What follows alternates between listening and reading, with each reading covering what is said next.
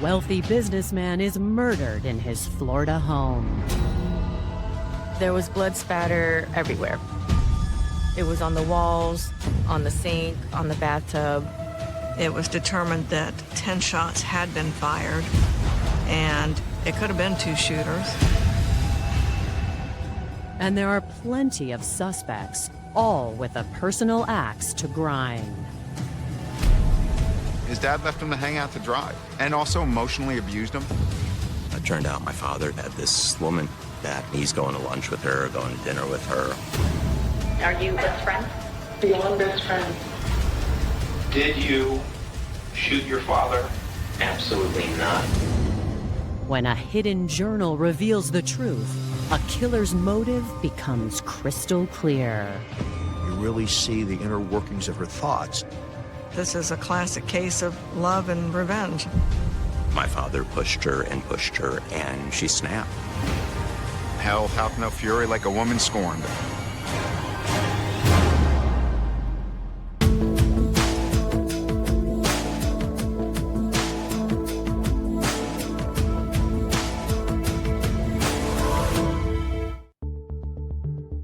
Friday, September 30th, 2011. It's a warm fall day in the seaside town of Jupiter, Florida. Jupiter, Florida, a beautiful place, right on the coast in South Florida, very affluent, nice area. We have some famous people that live in there. It's a really, really high-end community.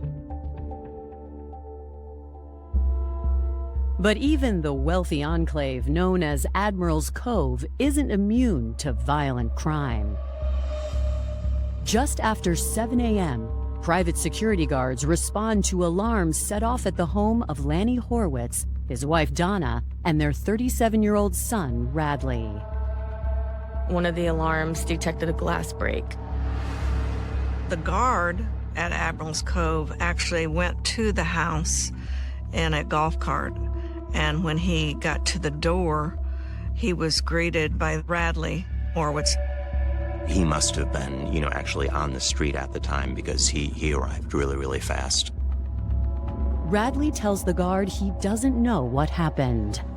I still don't remember if it was my phone alarm or the house alarm that woke me up, but it was gunfire and screaming and the alarm going off. Donna-Horwitz was standing in the living room, very upset. She was saying, like, Radley, your father. And she said, like, he was so awful. But she kept repeating, he was so awful, he was so awful, he was so awful. Donna appeared to experience some degree of shock over what she said she found. She suggested that it was a suicide and that Lanny had been emotionally unstable and had talked about suicide.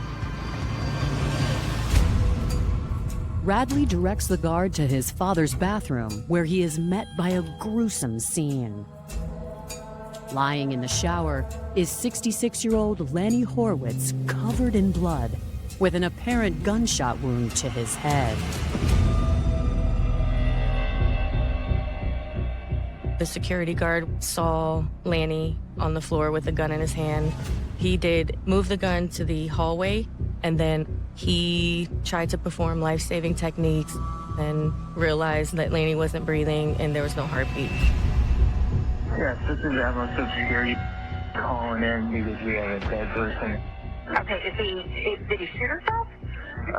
That's what it sounds like to me. Okay, so he committed suicide. Right. This is a very secure, safe neighborhood, and there was no reason to expect that it had been anything but a suicide. When police arrived there at the house at Admiral's Cove, Donna-Horwitz and Radley Horwitz were asked to be seated in the front seat of a car that remained in the driveway. I remember I asked one of the cops, I'm like, is my dad, I felt like such an idiot, but I'm like, is my dad alive? He just shook his head, no. The first thing I did was assess the scene in the bathroom. There was blood spatter everywhere, pretty much. It was on the walls, on the sink, on the bathtub. The shower was still running. Mr. Horowitz was nude, and had apparently been showering at the time that this had happened. A single detail immediately stands out as odd to investigators. He was kind of on his side, and there was a phone receiver next to his hand. The way the blood splatter is, Lanny's trying to get to that phone that's in the bathroom, which if you're committing suicide, you're not going to try to pick up the phone. Obviously, law enforcement wants to know what happened. What precipitated this event in this house? And was nobody else present? I was shell-shocked. I couldn't believe that my dad was gone.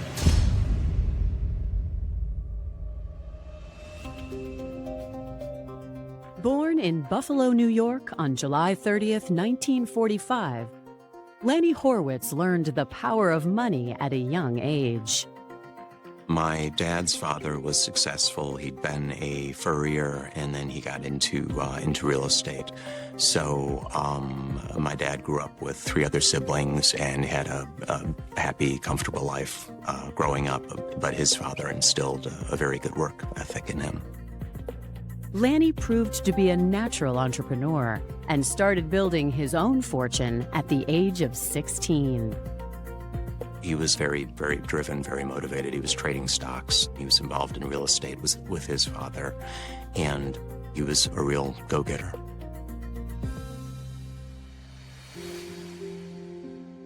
Lanny was just as driven when it came to matters of the heart. Lanny and Donna-Horwitz met and started dating when she was about 15 and he was about 16.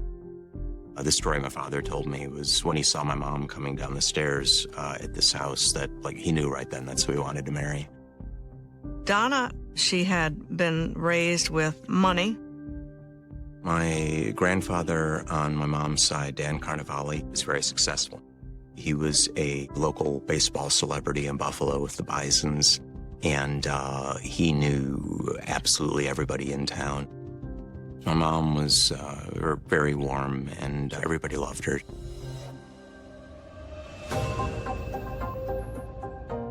The two dated throughout their teenage years and got married in 1967, just before Donna's 21st birthday.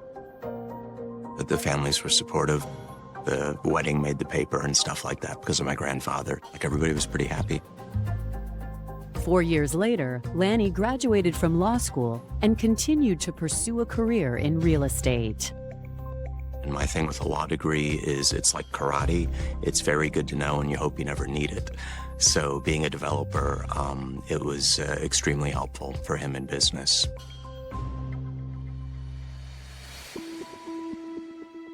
Donna and Lanny had their son Radley in 1974. A few years after that, they moved to get away from the harsh New York winters. Buffalo, New York, the blizzard of '77, they're still talking about up there. And my father was stuck downtown for several days in an office building. It was that bad of a storm. That was what convinced my parents to do the pilgrimage down to South Florida. Real estate in Florida has historically been very profitable. This was a ripe place to be able to come and make money. The move paid off. Lanny quickly found success in the Sunshine State. He provided very well for the family. Donna was a homemaker. In Jupiter, the place that my parents built it was called Admiral's Cove. It was a private community, water access, and very affluent, very nice. A lot of money, nice cars, boats, golf courses, tennis, all that sort of thing. Donna-Horwitz was an only child. He had a very good education. He was a well-educated, very smart young man. Growing up, most of the memories were happy with my parents, and we took a lot of trips. London when I was a little kid. We were in Italy at the Vatican about a week before the Pope was shot. Went to Hawaii, and they'd started building this ridiculously big house up in Asheville, North Carolina. To all outward appearances, the Horwitz family had it all. They had a very high standard of living. I think there was a Maserati. They had the North Carolina home. They're flying first class. All the accoutrements to what people perceive as success. But now, the good life has come to a tragic end. Initially called in as a suicide, Florida police are finding more evidence that Lanny's death may have involved foul play. There was a bullet hole in the towel that was draped over the shower door, and it had stippling, which would be gunpowder burns on the outside of the towel, which tells you that the gunshot was from the outside and not coming from the inside of the shower. It was clear to them that this was not a suicide. Now we need to find out who killed Donna-Horwitz. Coming up, scandalous secrets are exposed.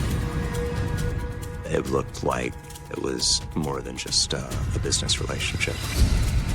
And detectives question whether they're looking for more than one suspect. 10 shots had been fired. It could have been 2 shooters.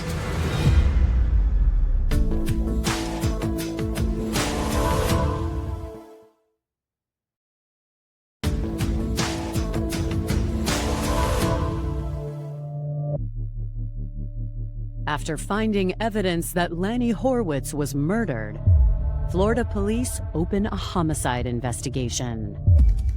Once the medical examiner arrived, he rolled the body over and we were able to get a better look at the wounds on his body.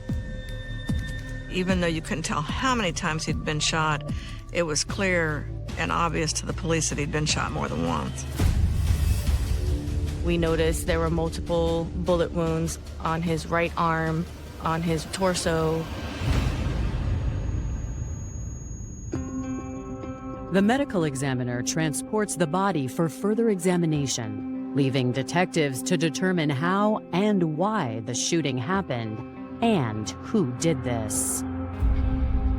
There were projectiles pretty much everywhere in the bathroom. They were in the shower on the floor. There were some in the walls. There were some in the bathtub. It was determined that 10 shots had been fired, at least one of which is what set the glass shatter alarm off.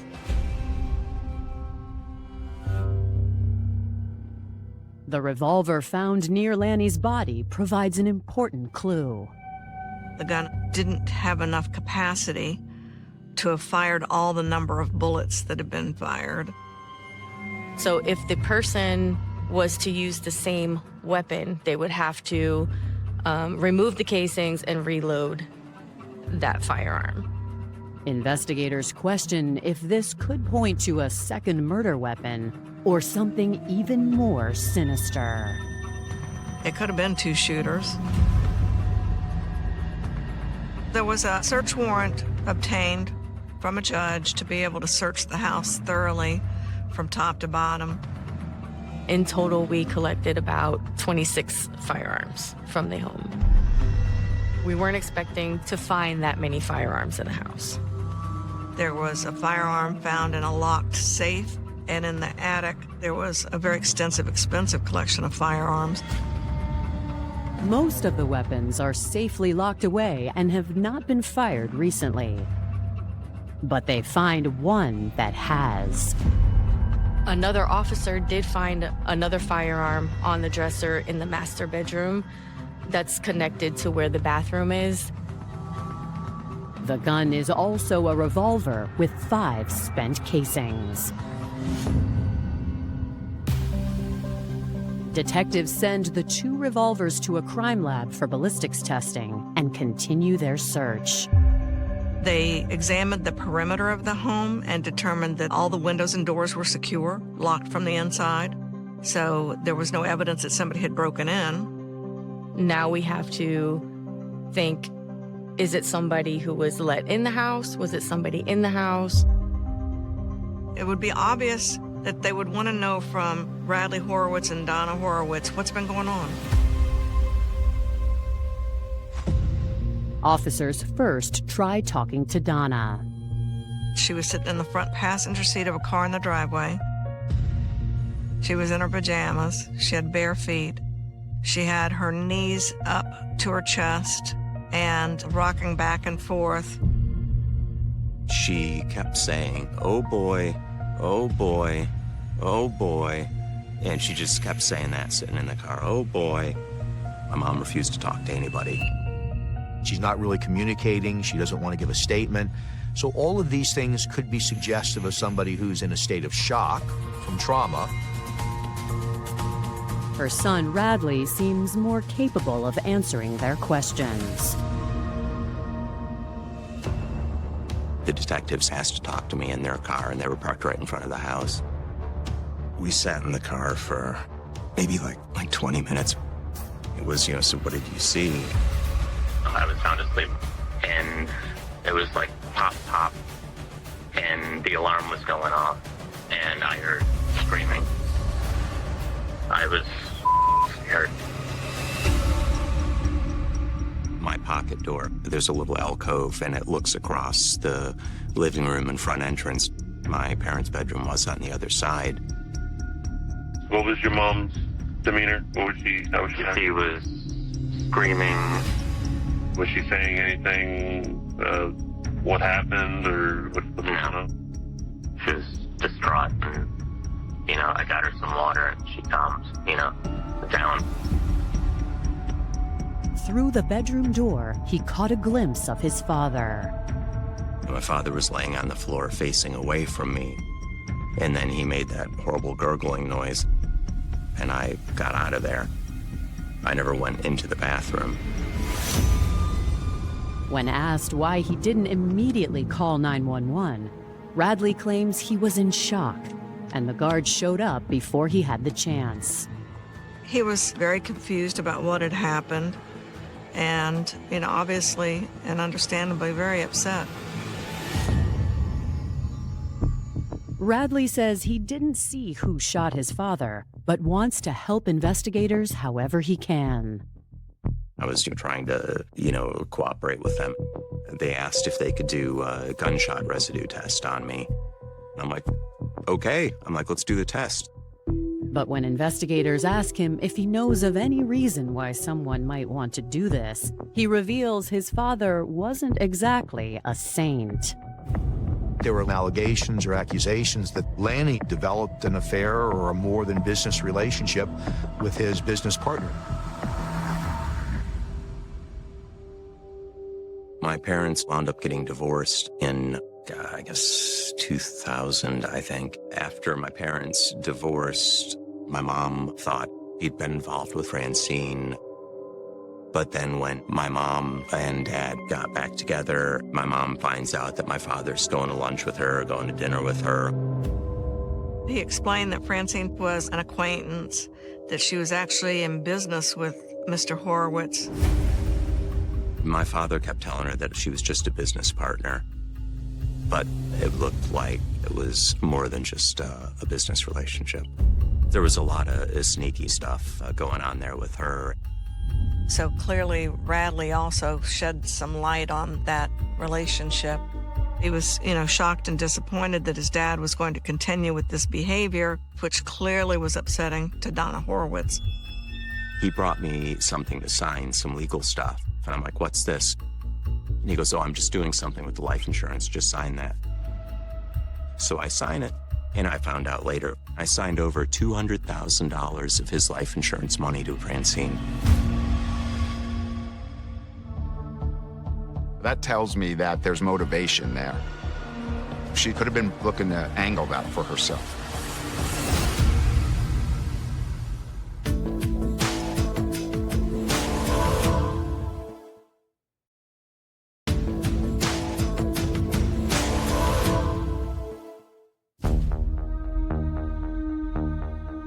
After learning of Lanny Horwitz's possible affair, detectives need to have conversations with the women in his life. Our goal was, if one of them would agree to talk to us, we would let them tell us what happened. Donna-Horwitz got an attorney right away, and we were informed by the attorney that she would not be speaking with us. Thankfully, Radley knows where they can find Francine. Francine lived right down the street, so she was in the same development. Detectives pay her a visit and deliver news of Lanny's murder. She was very distraught, very emotionally upset, almost in shock. Okay. Obviously, we've just explained to you that Lanny, who you know, has been found dead. Okay. How then? Why?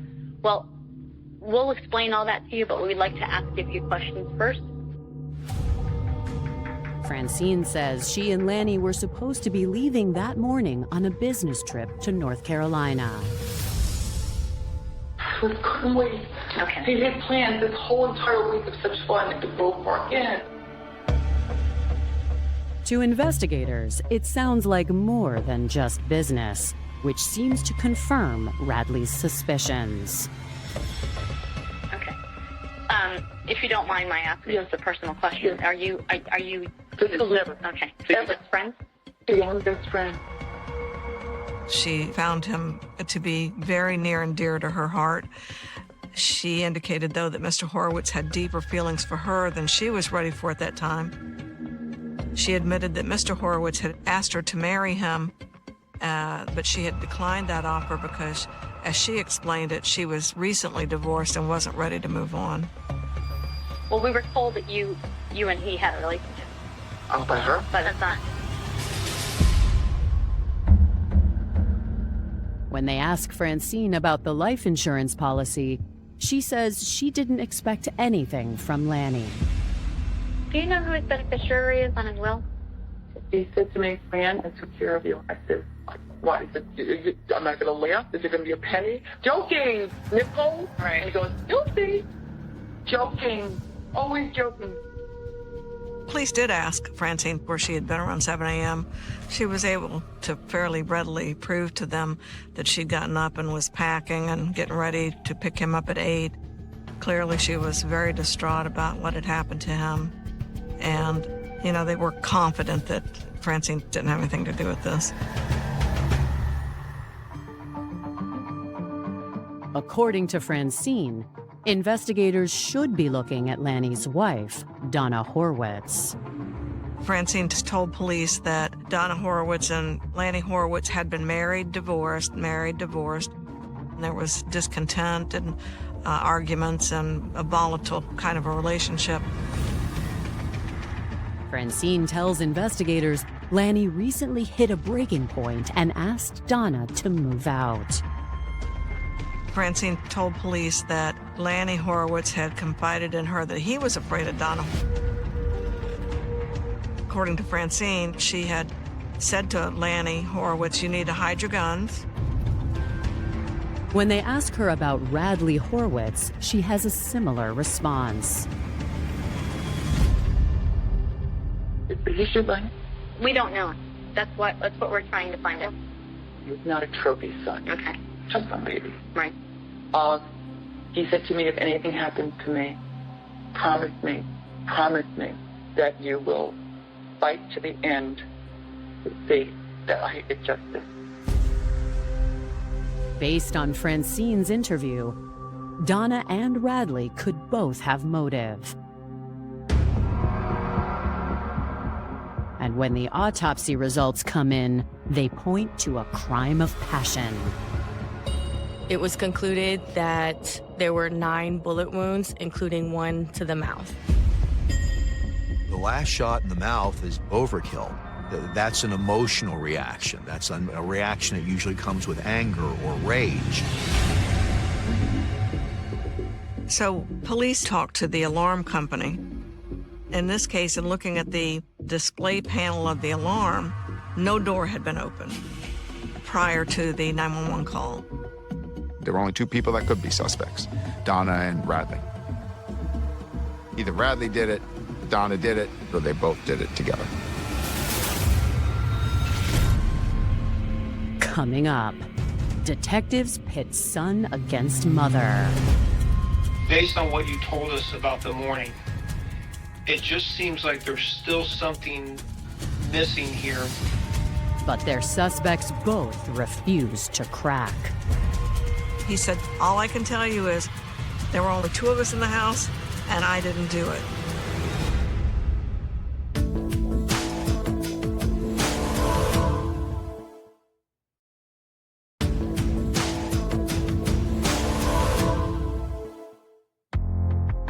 It's been 6 days since the brutal murder of Donna-Horwitz. And after speaking with Francine, investigators are determined to get answers. Donna-Horwitz proves to be more cooperative than his mother. His attorney arranged for him to arrive at the Jupiter Police Department for a videotaped and audio-taped interview with detectives.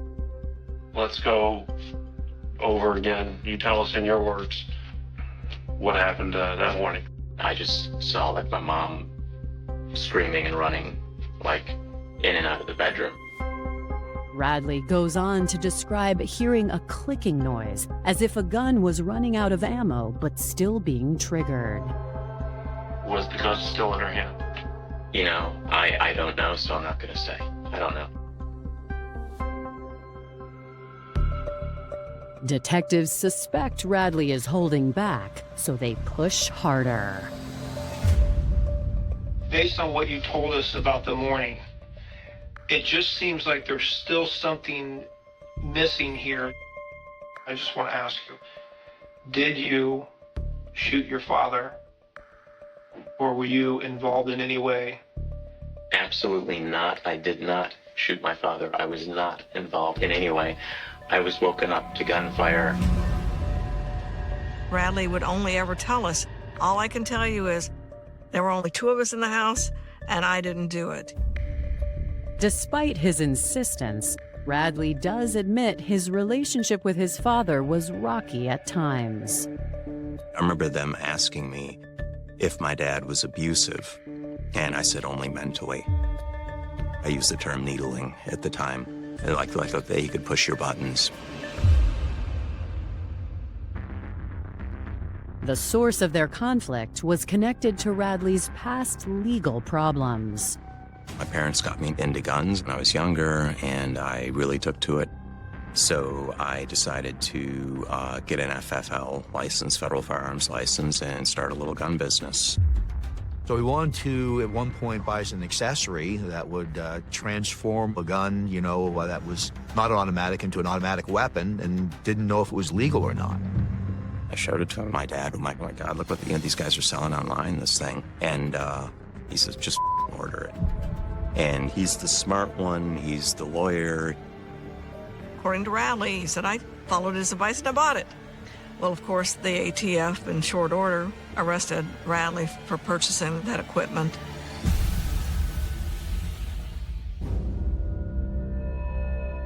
As a result of that arrest, Radley's vehicle was confiscated and he was sentenced to federal prison. I got 5 months down in a minimum security camp in Miami. Because of the firearms conviction, Donna-Horwitz was forbidden by law to ever possess a gun. He couldn't have his shop, and he largely blamed his father for that. That was a huge, huge part of my life that was taken from me.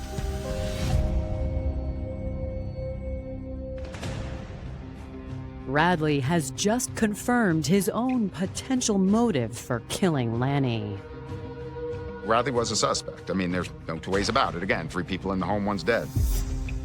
We knew at the conclusion of his statement, we wanted to go back to the house and see if anything was in there that was corroborative of what he was talking about. When he told us he went to his door and could look and see into the living room from there, could he really? So we went and looked ourselves to see that, yeah, you could see into the living room. And so it corroborated that he could see what he said he saw.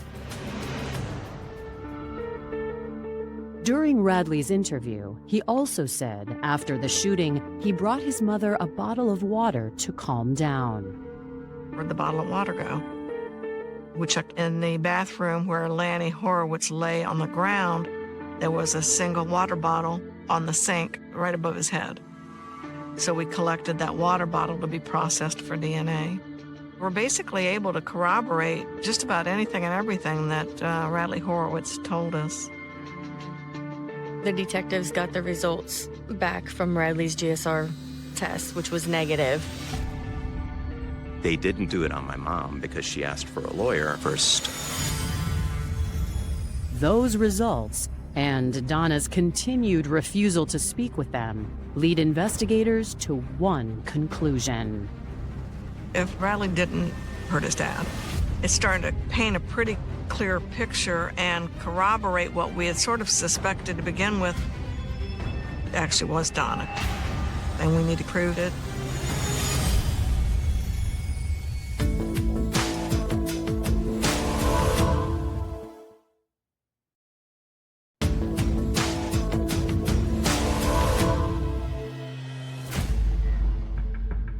Donna-Horwitz has become the prime suspect in her husband's murder. But since she refuses to talk, detectives must find another way to get answers. While I was processing the water bottle for DNA, detectives found Donna's journal. In her walk-in closet were lingerie drawers and small item drawers like that. And in one of those drawers was the book. It was an actual diary that dated back for quite a little bit. Donna's diary reveals the Horwitz's lavish lifestyle to be nothing but a mirage. Lanny Horwitz was upside down on the house. He was in dire need of money.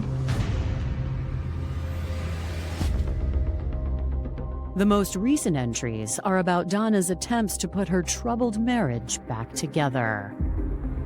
Beginning in January of 2011, the entries are just about daily, and they're very lengthy and very detailed. The diary was really black and white evidence in Donna's own words. You really see the inner workings of her thoughts about this was the script that she had set in her mind for a happy life for both herself and Lanny. It depicted a woman in Donna who desperately wants a family, but then we see her getting lost in her own self, her own mind. The diary starts to, he doesn't come home again. He's with Francine. He's this. And the reality of how Lanny's treating her happens. Detectives learned that in the spring of 2011, while the couple were divorced and living apart, Lanny asked her to secure a $200,000 loan from her parents. He shared with her that if she could borrow this amount of money, they could move in together again. Donna believed together, if we can get this $200,000, we can get married again, we can be a family again. But after Donna gets that money from her parents, she discovers Lanny isn't as invested in saving their marriage. He would say, I'll be home at 5 o'clock and we have dinner. And, he would share with her, oh, Francine and I had to go to a business dinner. We got tied up. She'd written in there about it was my birthday and we had hot dogs for the grill, but he took her to Three Forks on her birthday, which is a very nice steakhouse.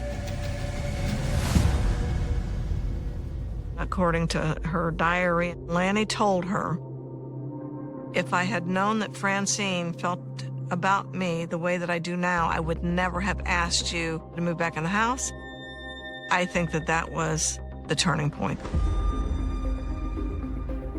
After that, her diary entries take a darker turn. Donna becomes more and more aware of all the pieces of the puzzle that spell a different reality than the one that she's forecasted for herself and her family. Donna couldn't even lie to herself anymore. She knew she got taken. And here she had gotten $200,000 from her mom, and what a fool she must have felt like. You see Donna's words getting worse and worse and worse and rising in intensity through the diary to the explosion that is the homicide. The last entry prior to the shooting, I think, was a week or two earlier, which was totally also telling because it'd been every day, and then it got fewer and fewer, and then just before the killing, there's nothing. My father pushed her and pushed her and pushed her, and she snapped.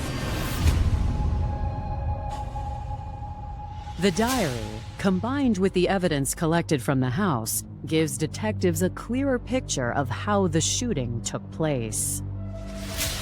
On the day before this crime occurred, he had plans on leaving for a couple of days to North Carolina with Francine. Matter of fact, he had his bags packed. And he told her that he wanted her out of the house by the time he got back.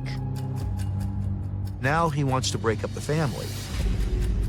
Now he's very much made a definitive statement about, not only am I doing this, but I want you out of my life. So hope to connect together with him disappears at that point. If she couldn't have Lanny, no one was going to have Lanny. And she taught him a lesson. She just reacted with that firearm. Both firearms.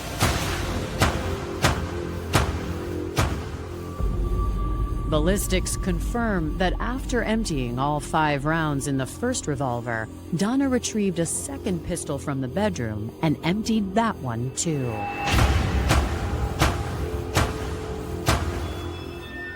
The total number of gunshots is clearly indicative of first-degree murder. That's somebody that clearly intends that the target of their shooting, they want them dead. That was not a defensive shooting, a protect myself shooting. That was, you MFer, how could you do this to us? On October 6, 2011, 1 week after Lanny's death, Donna-Horwitz is arrested. The hardest part of this entire case was trying to present the evidence in a methodical, logical, sequential form that a jury using common sense would come to the right decision. And we wanted to make sure we got it right.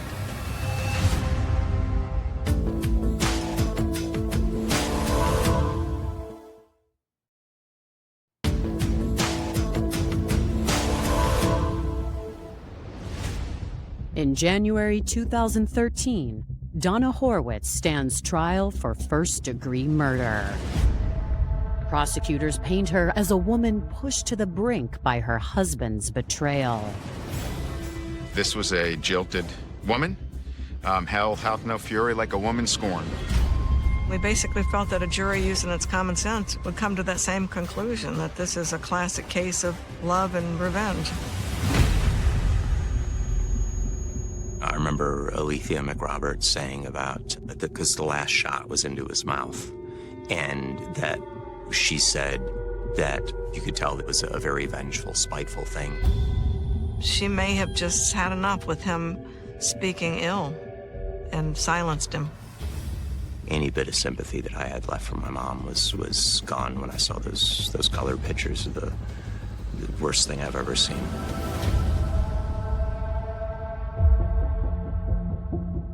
The defense ultimately decides to claim Donna was innocent and points the finger at someone else. They argued that it was Radley that did it. My mom's lawyer said, I resented my father, and, either that I did it myself or that I hired a hitman. That's terrible. Like, you talk about not winning Mom of the Year. That's not Mom of the Year. I knew it was a bad defense. He was living for free in a very nice house in Admiral's Cove, with his dad. He had nothing to gain by hurting his dad. The prosecution argues that the only thing less likely than Radley shooting his father is him hiring someone else to do it for him. From our perspective, it didn't make a lot of sense. That was foolish to suggest that you pay good money, a lot of money to hire a professional hitman, and they don't bring their own gun. And there was no evidence of a third person. By checking with the alarm company, there had been no ingress or egress through a door prior to the glass shatter. On January 17, 2013, the jury is left to consider its verdict. After about 2 hours of deliberation, they found her guilty as charged of first-degree murder with a firearm, and she was thereafter sentenced to life in prison without the possibility of parole. Donna immediately appeals her conviction. At the very, very end of the trial, the last seconds of the trial, the assistant prosecutor got up there and said, "Oh, by the way, she refused to talk to the police that morning, so, You can't comment on a defendant's right to remain silent. That's a constitutional issue. Approximately 2 years after the conviction and sentence, the appellate court felt that was significant enough to reverse the case for a new trial. The retrial, the strategy didn't change. We just went forward and retried the case again, almost identical to the first time. 4 years after Donna's first conviction, she is found guilty again. She got a 32-year sentence, which is effectively a life sentence. I do think justice was served. It's tragic that she was so heartbroken, but you just can't go and kill the person that broke your heart. For mom to kill the father and then to blame your son, Donna will have to reconcile her life when Judgment Day comes for her, and I don't believe it'll be pretty for a person like her. even though she tried to blame me, I was very sympathetic still to my mom until I saw the pictures of my dad, the morgue autopsy pictures. That was the end of any sympathy for my mom there. When I say I miss my parents, I miss, when I was growing up, when things were good. But, I don't miss the people that they became at all. What my parents did to me, I'm still here and they're not. And I sleep just fine at night.